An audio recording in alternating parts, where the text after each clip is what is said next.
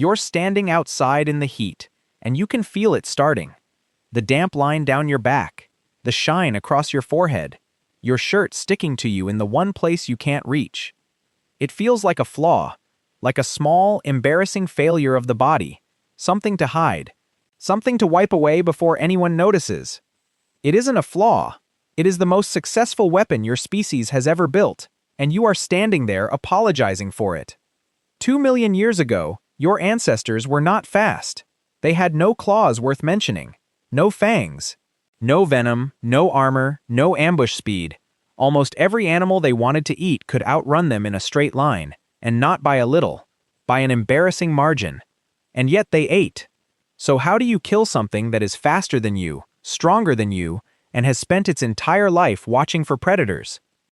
You don't catch it. You never catch it at all. In 2006, an anthropologist named Louis Liebenberg published a paper in the journal Current Anthropology called Persistence Hunting by Modern Hunter-Gatherers. Over 11 years, between 1990 and 2001, he went out into the central Kalahari with sand hunters and did something almost nobody in science had done. He didn't just interview them, he ran with them. What he documented was this.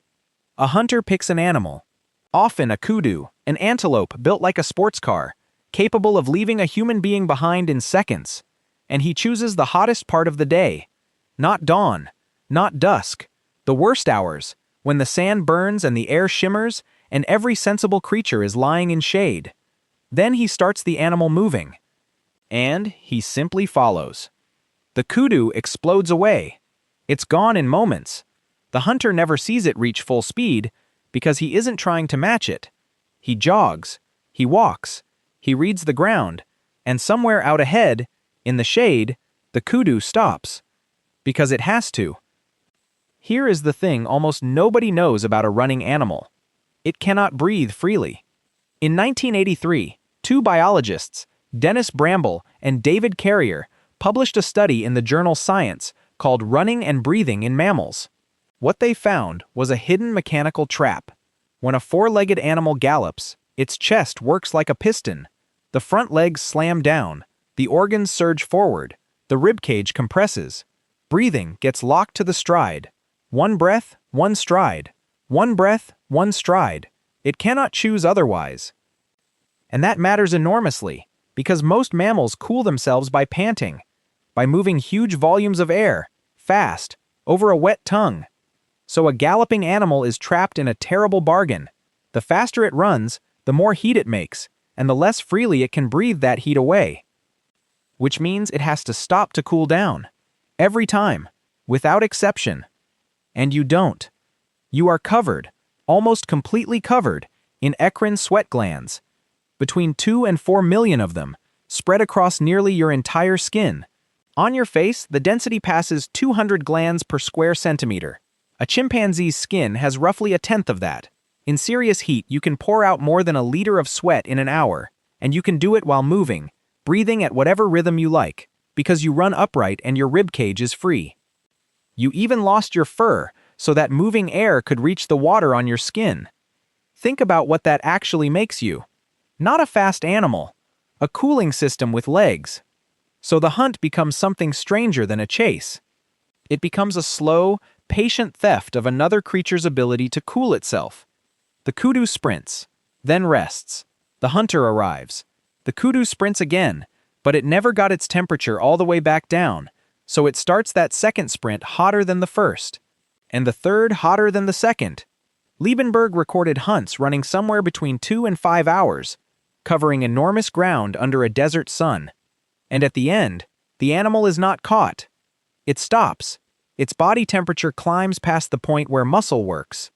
It stands there, sides heaving, unable to run and unable to cool, and the hunter walks up to it. The hunter never won a single race that day. He lost every sprint. He simply refused to be finished.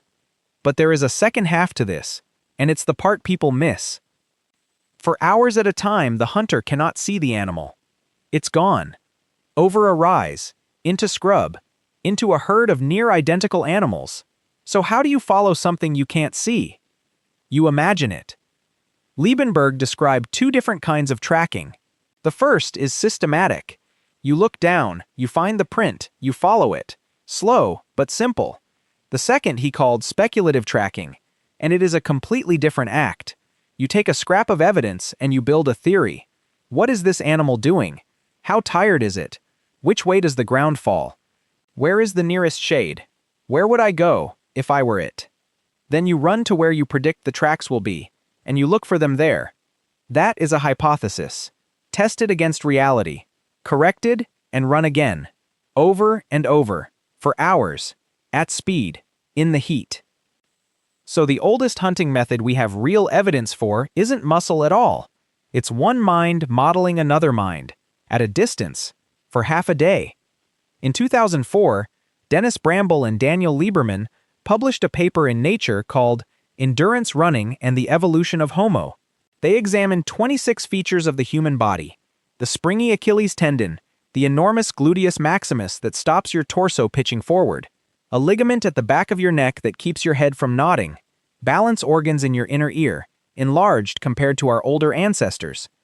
None of those are needed for walking, and all of them show up in the fossil record around 2 million years ago, right as the genus Homo appears. Their argument was blunt. Running didn't happen because we became human. We became human, in part, because we ran. Not fast, far. Now come back. Back to the pavement. The heat, the damp shirt, the shine on your forehead that you keep wiping away. You will probably never chase anything. You'll never read the ground for a living.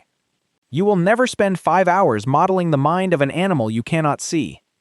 But the machinery is still installed. It's why you can walk all day and be fine.